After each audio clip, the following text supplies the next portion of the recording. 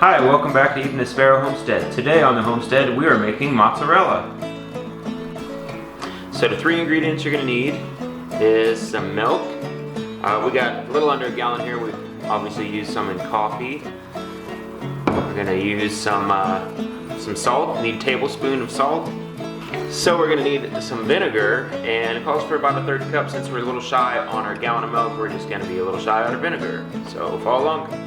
So all we're going to do is pour our gallon of milk and not spill it everywhere. So we're going to stir this until it reaches that temperature around 110, 115 degrees Fahrenheit or 45 degrees Celsius. Alright, so our temperature is there. So now at this point you need to add your third cup of vinegar. We're just a little shy since we didn't have a full gallon. So we add that in here. And I'm going to stir it just a little bit.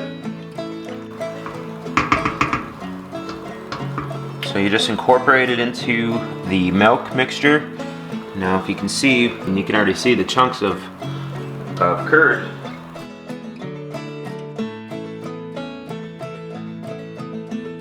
So now that we've got up the temperature, we added our vinegar. We're going to take it off the heat and let it sit for 10 minutes. So we had a small issue making our mixture, basically our curds, separate from the whey, because if you notice in that jar, we used some of the buttermilk fat that was at the top. And we think since we took some of that out of that gallon, that for whatever reason the ratio wasn't right with the vinegar, and so nothing was really separating. What we did was we went ahead and made sure that the temp was right again, and then we added quite a bit more vinegar, at least for us.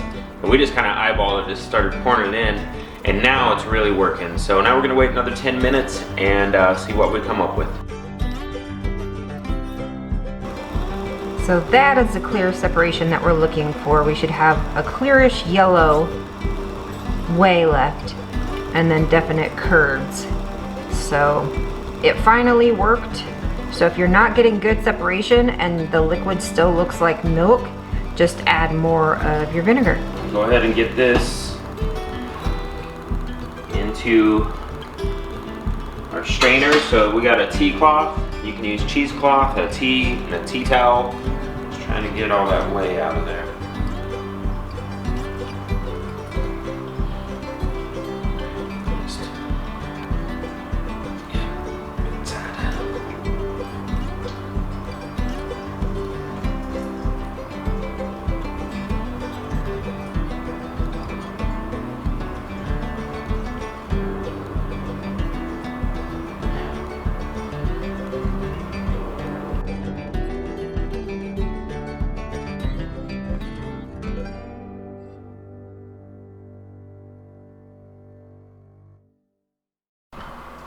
So now we need to work in the tablespoon of salt.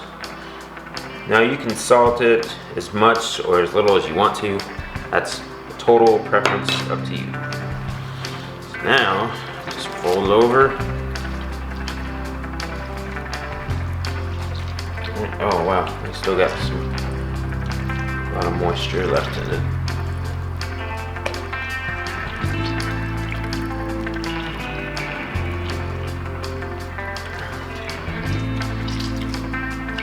See right now it's very crumbly.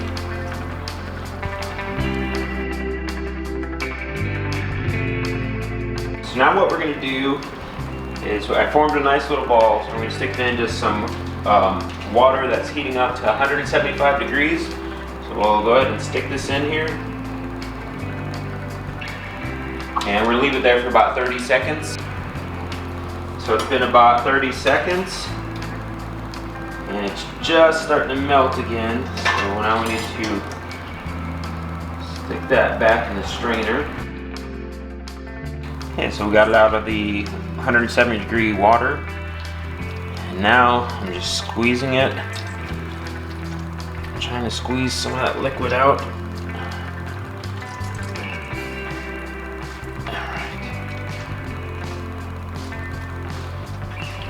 It's not very elasticy yet. We're going to do this at least 3-4 times. And eventually it will be looking more and more like mozzarella. So this is the second time. Now I'm just going to use this wooden spoon to try and get some of that liquid out of there.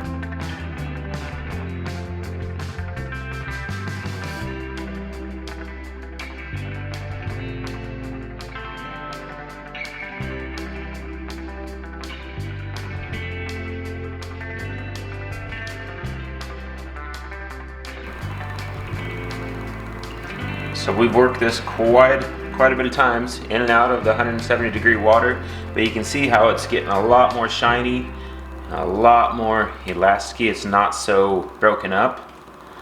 So we're going to continue to do this.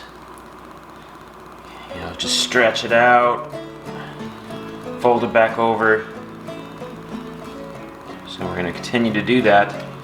Oh, probably at least 3 more times. And the more you do it, the better mozzarella you're going to have. Now, just roll this into a ball. See how shiny it is? We're just going to roll it into a ball, kind of. Now we're going to stick it in a bowl of ice water. Probably leave this in for about 3 minutes. Let it cool down.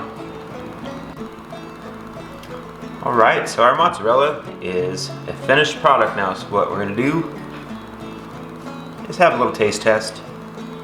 And we'll put the rest in the fridge till we're ready to use it. So let's sample the goods. It's excellent. Might need a little bit more salt. I mean, we used a tablespoon, but it could probably use a little bit more salt. Other than that, fresh mozzarella is excellent.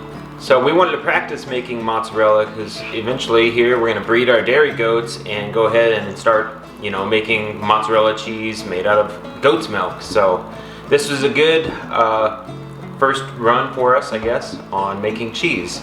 If you enjoyed our video, give it a thumbs up, and thanks for watching. Bye.